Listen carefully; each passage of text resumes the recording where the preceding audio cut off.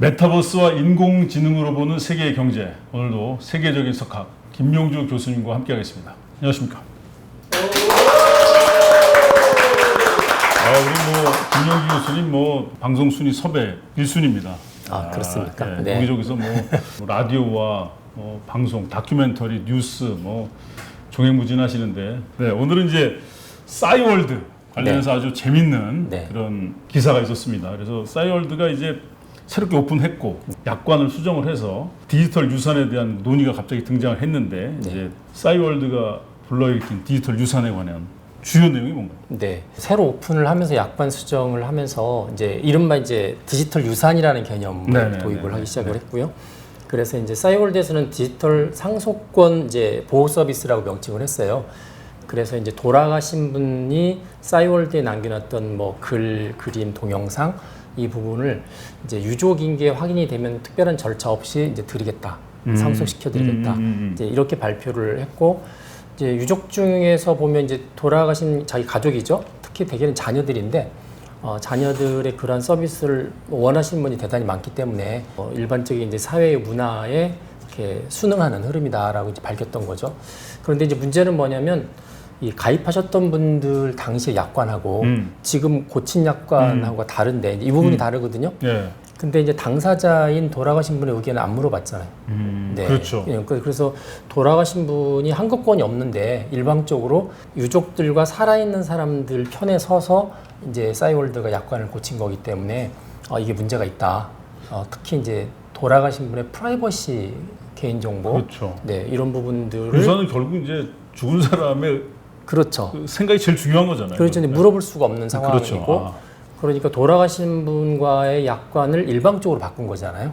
바꿔서 원래 그 당시에는 이제 개인 정보나 이런 프라이버시 정보는 본인만 볼 수 있게끔 되어 있었는데 이거를 이제 유족이라고 한정이 되어 있으면 이제 주로 이제 공개된 정보만 주겠다고 했는데 그거를 이제 싸이월드에서는 그렇게 표현했어요. 일신 전속권에 해당되는 부분은 주지 않고 나머지만 주겠다 이렇게 했는데 그 판단을 일신 전속권은 뭔가요? 그게 이제 특정한 개인한테만 이제 그 개인이 향유하거나 행사할 수 있는 권한이에요.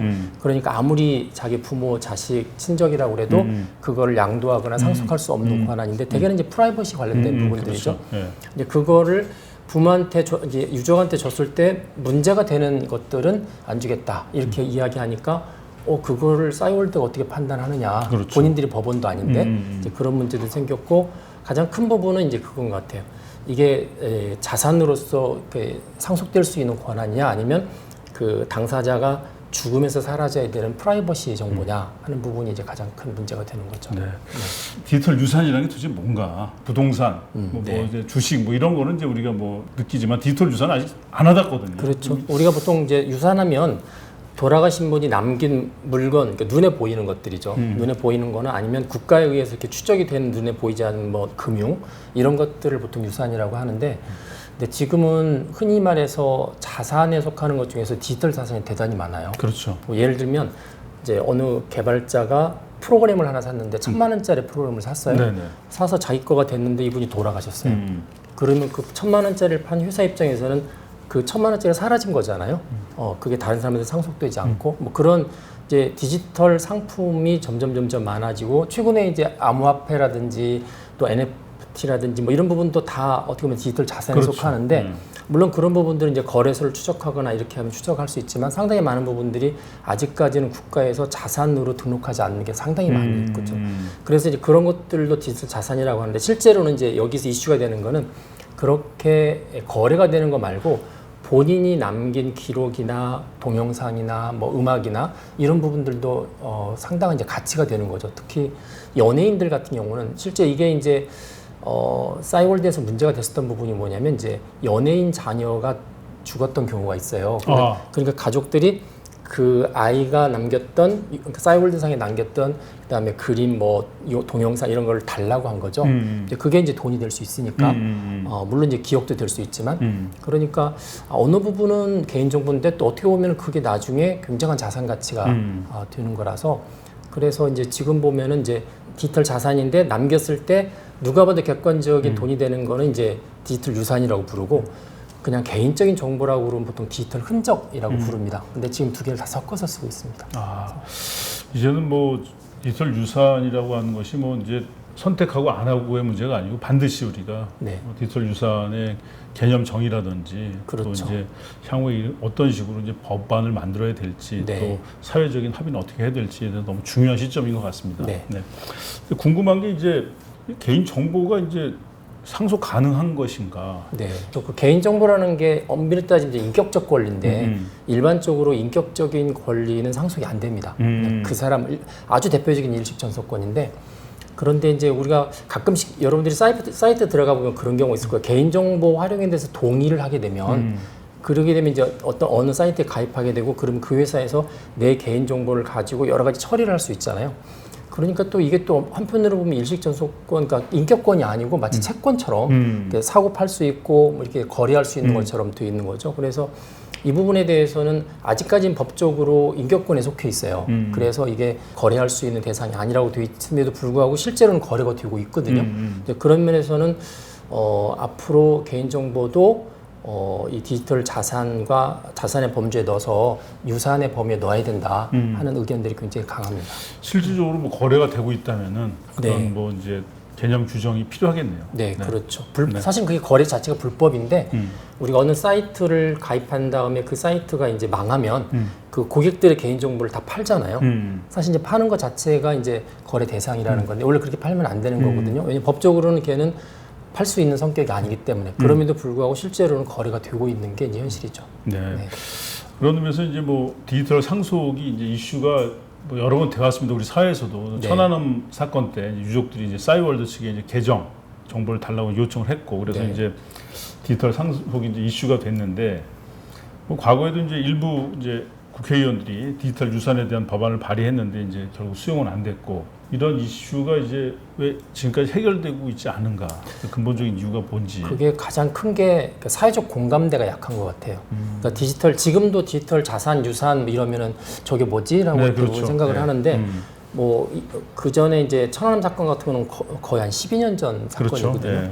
12년 전 사건이고 그 이후에 이제 국회의원 여러분들이 발의를 했었는데 그 당시만 해도 이걸 설득하는데 그렇게까지 법으로 만들어야 돼? 뭐 이런 이제 공감대 형성이 안 되다 보니까 이제 법적인 토대가 없고 네. 법적인 토대가 없다 보니까 이제 대개는 어느 사이트의 약관에 의해서만 이렇게 거래가 되는 거죠. 회사하고 개인하고. 네네.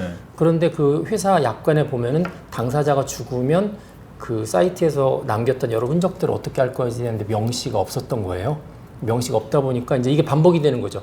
법적으로 명시할 어떤 조건도 없고 회사도 그거에 대해서 지명을 안 하고 그런데 이제 사이트를 쓰셨던 분들은 자꾸 돌아가시는 거니까 그러고 나니까 이제 유족들이 우리 집 아이가 썼었던 그 사이트에 있는 걸 넘겨달라. 그러니까 약관에 의해는 못 넘겨줍니다. 법적인 근거도 없습니다. 이게 지금 계속 반복되고 있는 거죠. 네.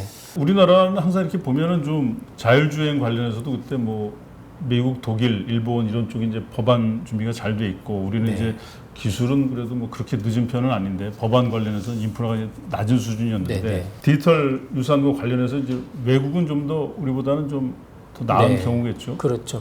이게 디지털 유산에 관해서 법을 갖고 있는 나라가 지금 조사된 바는 대략 한 미국하고 독일 정도예요. 근데 미국 같은 경우도 디지털 자산 법이 만들어질 때까지는 이제 사건에서부터 대략 한 10년이 걸렸어요. 네네. 그러니까 이제 아프가니스탄 그 전쟁에서 이제 참전했던 어떤 미국 병사가 하나 죽었는데 죽고 나니까 이제 부모님이 그 당시에는 이제 야후였죠. 야후 이메일 계정에 있는 자기 아들 거 데이터를 다 달라. 야후한테 요청을 했더니 야후는 안 된다. 그런 거죠. 부모들 입장에서 너무 받고 그렇죠. 싶죠. 예. 그래서 이제 소송을 걸어서 결국은 부모가 이겨서 야후가 그 계정을 부모한테 준 게 아니라 그 계정 안에 있는 모든 데이터를 다 CD로 백업을 받아서 한 3박스 정도를 이렇게 줬었던 사건이 있었고요.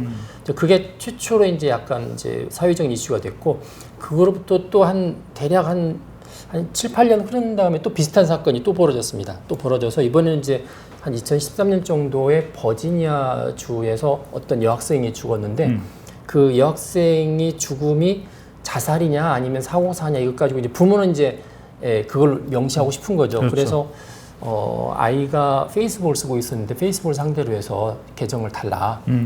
그러니까 이제 처음엔 당연히 안 된다고 이야기를 했고 그러다가 이게 이제 2013년인데 그 뒤에 계속적으로 문제가 되면서 이거 안 되겠다 근본적으로 법을 만들자 그래서 만들었습니다. 그래서 2014년 미국에서 이제 그 흔히 말하는 연방법 차원에서 디지털 자산의 신입적 관리 법 이름이 좀 복잡한데 UFADAA라고 이야기를 하거든요. 한번 만들었고 그런 일을 통해서 미국은 이미 한 2013년 전부터 만들어졌고요. 독일도 비슷한 사건입니다. 독일도 또 똑같이 한 2012년에 지하철 사고로 어떤 아이가 죽었는데 그 아이의 이제 계정 문제를 가지고 역시 페이스북을 상대로 해서 부모가 이제 소송을 제기했는데 1심, 2심 다 이제 패소를 했어요. 패소를 해서 페이스북 손을 들어줬는데 2018년 그러니까 사고가 나서 한 5년이 지난 다음에 이제 대법원 판결에 부모 손을 들어줬습니다. 부모 손을 들어주니까 그 사이에 이제 인지도가 바뀐 거죠. 그래서 독일도 대법원의 판결을 토대로 해서 이제 법적인 토대를 마련하게 된 거죠. 뭐 이거는 그냥 인지상정상 자연스럽게 뭐 이런 판결이 좀 자연스러워 보이는 면이 있고요. 경제는 워낙에 뭐 법 수준하고 비슷하게 가기도 하지만 특히 인공지능 관련해서는 우리 김명주 교수님이 그걸 위해서 열심히 노력하고 있지만 이 법과 문화와 그 인공지능을 잘 조화시키는 그런 게 되게 중요한 것 같고 그런 의미에서 저희 이제 우리 파봇의 친구인 최지영 변호사가 이제 9월 4일부터 법보세 법으로 보는 세계 경제를 준비하고 있습니다. 그래서 거의 뭐 이제 저희 그 파봇세가 종합 편성 채널 그런 분위기로 가고 있습니다. 좋은 변화인 것 같습니다. 우리 저 법보세는 특히 우리 김명주 교수님의 그런 인공지능이 앞으로 법과 연결되는 게 중요하다는 그 강조점 때문에 저희들이 영감을 받아서 준비를 하는 거고 우리 파봇의 시청자 여러분 많은 기대 부탁드리도록 하겠습니다. 그 외국 사례도 이제 살펴봤지만 우리나라 이제 얘기로 돌아와서 싸이월드 이제 디지털 상속 정책이 이제 네이버, 카카오 이런 대기업들 우리나라 대표적인 이제 대표한 기업들인데 이런 기업들하고 이제 싸이월드하고는 다른 점은 뭘까요? 사실 이제 유족들한테 고인의 계정 정보를 이렇게 넘겨주는 거는 싸이월드가 최초가 아니에요. 네이버가 하고 있었습니다. 그렇습니까? 네이버가 하고 있었는데 이제 차이점이 조금 있긴 한데 카카오도 하고 있었고요. 근데 카카오는 유족들이 신청을 하면 정보를 주는 게 아니라 폐쇄만 시켜줍니다. 그러니까 뭐 우리 집 아이 거 폐쇄시켜달라면 계좌 폐쇄만 시켜주고 그다음에 네이버는 원하면 공개된 데이터만 주거든요. 그러니까 비공개된 데이터는 주지 않고 그런 면에서는 싸이월드와 똑같은데 이제 차이점이 뭐가 있냐면 혹시 싸이월드 미니홈피를 써보시면 알겠지만 그 일촌이라는 게 있어요. 일촌 공개라는 게 있는데 공개된 데이터라고 그래도 1촌만 볼 수 있는 데이터가 있거든요. 근데 그 1촌에 부모님을 안 넣습니다. 그렇지. 보통 자기 가족들 안 집어넣죠. 그러니까 공개된 범위지만 또 그 안에 약간 비공개된 공개가 있는데 이제 그 범위 안에서 싸이월드는 이제 그게 다 공개된 거로 보니까 부모한테 주는 거거든요. 그러면 이제 당사자 입장에서 내가 부모님은 일촌에 넣지 않아서 일촌 공개 있는 거 못 보는데 내가 죽은다면 다 주는 거잖아요. 그러니까 이제 또 이런 면에서는 또 네이버하고 또 약간 질이 다른 것 같아요. 그래서 이게 또 싸이월드에서 이슈가 좀 되는 부분들이죠. 사실은 뭐 족보상으로는 이제 부모는 일촌이지만 심리적으로는 또 부모님한테 절대 알리고 싶지 않은 정보도 있는 거고 또 뭐 영촌인 부부도 알리고 싶지 않은 게 있기 때문에 더 그래서 부부 경우에는 더 그런 것 같고요. 그래서 요거는 좀 조금 더 이렇게 깊이 좀 살펴봐야 될 그런 사안인 것 같습니다. 근데 이제 싸이월드가 오늘 이제 아무래도 주제인데 싸이월드의 디지털 상속 정책이 이제 구글, 페이스북, 애플 뭐 이런 이제 외국 기업하고는 또 이제 가장 큰 차이점이 뭐냐면 이거 구글은 2013년에 시작을 했고요. 그다음에 페이스북도 한 2015년, 인스타그램도 그렇고 애플은 작년 말에 시작을 했거든요. 공통점이 뭐냐면 이분들이 돌아가시기 전에 계정주가 죽기 전에 내가 죽은 다음에 이거를 누구한테 위탁할지를 지정하게 돼 있어요. 그래서 그런 기능이 있습니다. 그래서 그걸 이제 기념 계정이라고 하기도 하고 뭐 휴면 계정 관리자라고 하는데 이제 그게 있다 보니까 뭐 이거를 누구한테 넘기고 내지는 그 사람한테 뭐 이걸 클로징하고 이런 것들을 다 이제 일종의 유언처럼 미리 세팅을 할 수 있다는 점이 가장 큰 차이점이죠. 근데 지금 이제 싸이월드 같은 경우는 이미 돌아가신 분에 관해서 일방적으로 처리를 하는 거잖아요. 그래서 보면은 이제 우리나라도 앞으로 이런 기업들이 할 때는 외국의 같은 경우처럼 사이트별로 미리 그렇게 죽은 다음에 어떻게 할 건지에 대한 부분을 세팅하게 해놓으면 좋지 않을까 하는 생각이 인스타도 듭니다. 뭐 이런 개념이 있나요? 인스타가 이제 페이스북 지금 이제 메타라고 이름 바꿨는데 인스타하고 페이스북은 사실 같은 회사거든요. 같은 회사에서 거기도 한 1년 정도 계정주가 들어오지 않으면 이제 휴면 계정이 돼요. 그게 이제 아파서 안 들어올 수 있고 여행 때문에 안 들어올 수도 있지만 되게 돌아가시면 안 들어올 수 있잖아요. 그러면 휴면 계정 관리자가 그거를 접근할 수가 있죠. 그 회사에서 이렇게 알려줍니다. 휴면 계정이니까 거기에 지정된 계정주한테 알려드립니다. 그러면은 그 사람 원래 돌아가신 분 계정으로 들어오는 게 아니고 자기 계정으로 들어가서 그 사람이 볼 수 있는 많은 것들을 볼 수가 있어요. 대신에 이제 그 사람이 척은 못해요. 친구를 새로 막거나 친구를 끊거나 막 그렇게 하지는 못하지만 상당히 많은 컨텐츠를 다 다룰 수가 있는 거죠. 네. 애플도 이제 최근에 애플을 이렇게 휴대폰에 있는 많은 것들이 다 아이클라우드 안에 저장이 되잖아요. 네네. 저장되기 때문에 한 5명 정도를 일종의 이제 기념 계정 관리자로 명시하면 네. 그 5명이 아이클라우드를 접근할 수 있습니다. 그래서 거기에 저장된 사진, 동영상 뭐 이런 것들을 다 볼 수가 있는 거죠. 네. 네. 구글 같은 경우는 뭐 이제 워낙에 뭐 기업이라고 하는 게 뭐 양명성이 있어서 뭐 일방적으로 칭찬하긴 뭐하지만 뭐 자율주행차 관련해서도 그렇고 또 이렇게 디지털 유산 관련해서도 그렇고 굉장히 많은 준비를 하고 있는 게 좀 느껴지네요. 네. 구글 주식을 사야 되나요, 여러분? 네, 사실 우리가 구글하면 검색 대명사잖아요. 근데 아시겠지만 요즘 젊은 세대들이 구글 검색을 잘 안 해요. 안 하고 이제 유튜브 검색을 하고요. 네. 외국 같은 경우는 이제 중국이지만 틱톡 검색을 많이 하고 그렇게 동영상 기본으로 되어 있는 검색들을 많이 하니까 구글의 검색 비율들이 많이 떨어지고 있습니다. 그래서 구글도 지금 요즘에 뭐 검색 방법을 다양하게 하느라고 진짜 고생을 많이 하고 있죠. 네. 유튜브도 사실 구글 거고, 네. 그때 뭐 이제 네. 뭐 자율주행차라든가 또 다양한 뭐 이제 시도를 하고 있는데 하여튼 굉장히 많이 준비가 돼 있는 회사인 것 같고 좀 구글에서는 이제 IT뿐만 아니라 이전에 한번 말씀드렸지만 생명공학, 뭐 칼리코라는 생명공학 회사를 통해서 인간이 죽지 않고 영생할 수 있는 걸 기필코 이루어내겠다. 뭐 그렇게까지 지금 연구도 하고 있고 상당히 많은 부분들을 거의 이제 계열사처럼 거느려서 이제 하고 있기 때문에 아마 그 기득권을 이렇게 침해할 만한 새로운 기업들이 나타나기 쉽지 않을 거다라고 보고 있습니다.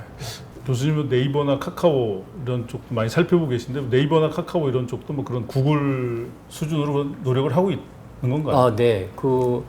제가 뭐 회사 지인들을 통해서 노력하는 걸 많이 보는데 특히 전 이제 인공지능 쪽을 많이 보니까 네이버나 카카오는 인공지능 쪽은 진짜 구글만큼 열심히 그러니까 규모가 워낙 여기는 상대적으로 작잖아요. 구글보다는.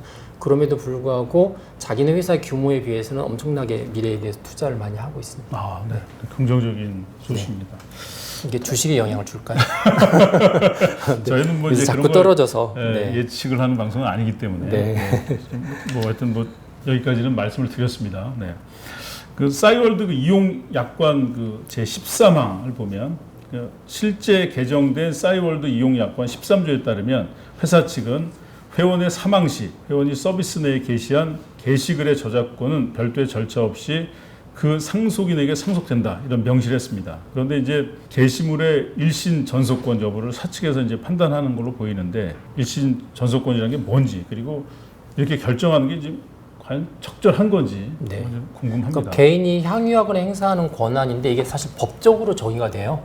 법적으로 정의가 되는데 이제 싸이월드가 일신 전속권이라는 이야기를 하면서 유족들한테 어떤 거를 주고 어떤 거를 주지 않을지 자기들이 기준을 정해서 주겠다 이렇게 하니까 사람들이 그래 일신전속권의 의미를 싸이월드가 판단하겠다는 거냐 이렇게 나오는 거죠. 근데 이제 법이 없으니까 생기는 문제인 것 같아요. 그렇죠. 그래서 싸이월드도 약간 약관을 다 바꿔서 지금 이 유산제도를 이제 도입을 하다 보니까 아무래도 당사자한테 허락을 못 받는 상황에서 바꿨고 그리고 법적인 어떤 토대가 없는 상황에서 바꾸다 보니까 불안해서 지금 국회에 요 디지털 유산에 관한 법을 제정해 달라고 부탁을 한 상태입니다.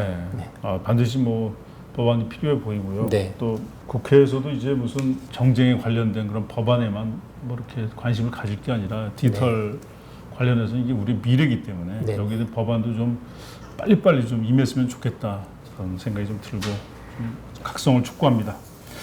그 디지털 상속에 관해서 이제 교수님께서 생각하시는 이제 가장 현실적인 방안. 그 외국의 이제 독일, 미국의 경우를 보면 앞에 이제 개인적으로 법적인 투쟁을 사실 좀 했었던 부분들이 있잖아요. 근데 이 부분은 앞으로도 많이 벌어질 것 같아요. 크게 보면은 이게 법률 비용이죠. 네. 그래서 국민들이 공통되게 지급을 해야 되는 법률 비용이 점점 많아지면 사실 국가에서는 법을 정해야 되거든요. 그래서 법률 비용을 이렇게 줄여줘야 되기 때문에 그래서 디지털 상속과 유산에 관해서 법을 우리도 좀 만들어서 앞으로 예측 가능한 이런 이제 소송제도, 소송 케이스들을 좀 줄여야 될 필요가 있을 것 같고요. 이제 그거를 통해서 이런 이제 SNS라든지 이런 사이트의 약관들을 이제 고칠 수 있도록 말을 해야 되는 거죠. 약관에 그 약관 당사자가 죽었을 때 어떻게 할 건지를 다 집어넣어서 그걸 이용해서 뭐 한 개인이라고 그래도 나는 이 사이트에 있는 것은 상속시켜주지만 이 사이트는 내가 죽는 순간에 폐쇄시켰으면 좋겠다. 뭐 이럴 수 있기 때문에 결국은 이제 사이트별로 약관 명시가 다를 수 있기 때문에 그러니까 케이스별 할 수 있는 토대만 마련해 주는 거고요. 그리고 또 하나는 이제 조심해야 될 부분이 이게 글로벌 시대잖아요. 네. 글로벌 시대이기 때문에 어느 사이트가 꼭 우리나라 사람만 가입하는 게 아니고 그렇죠. 우리나라에서 기업에서 만든 거라도 여기도 가입을 그렇죠. 하고 그렇기 때문에 이런 법을 만들 때는 되게 이제 글로벌 스탠더드를 따라가야 그렇죠. 된다. 그렇죠. 그래서 미국이나 독일의 케이스를 연구를 하고 또 우리가 만들 때도 뭐 구글이나 이런 데다가 또 요구를 할 거잖아요. 우리 그렇죠. 법이 이러니까 약관을 바꿔달라. 그렇죠. 이제 그게 좀 무리하면 또 갈등을 일으키기 때문에 그런 큰 이제 측면에서는 글로벌 논의를 거쳐서 기본적인 틀을 만들어서 법으로 해놓고 거의 최소한만 네. 그리고 대부분은 이제 사적으로 결정을 하는 거죠. 네. 사적 결정하는 거고 그런 걸 잘 모르고 그냥 급작스레 돌아가시거나 아니면 그런 준비를 못하고 돌아가신 분들은 법에 의해서 처리할 수 있는 토대만 마련해주면 큰 문제는 있지 않을까 생각합니다. 뭐 그런 법안들을 이제 디지털 관련 법안을 이제 만드는 것도 중요하지만 글로벌 스탠다드에 맞춰서 해야 네. 만들어야지 그냥 졸속으로 만들었던 갈등만 더 커지는 수도 있으니까 말이죠. 맞습니다. 네. 저희 뭐 파보세는 그래서 앞으로 이제 뭐 서울대 10개 만들기 이렇게 뭐 교육 지역 개선, 지역 균등 발전, 국가 경쟁력을 또 키울 수 있는 뭐 그런 법안을 만들려고 노력하는 정치인들 또 이렇게 김명주 교수님이 말씀하신 디지털 유산과 관련해서 또 글로벌 스탠더드의 법을 만들 수 있는 그런 노력을 하는 거기에 또 최선을 다하는 그런 정치인들을 우리 선별해서 지지하기로 그래서 저희들은 꼼꼼히 살펴보겠습니다. 누가 맨날 남 비판만 하고 싸움박질만 하는지 아니면 국가의 미래를 위한 좋은 법안 제도를 위해서 노력하는지 저희 파보세는 꼼꼼히 살펴봐서 다음 총선에 반드시 응징하고 보복하고 또 어떤 분들은 선택하도록 하겠습니다. 파보세에서 마치겠습니다. 네. 고맙습니다. 고맙습니다.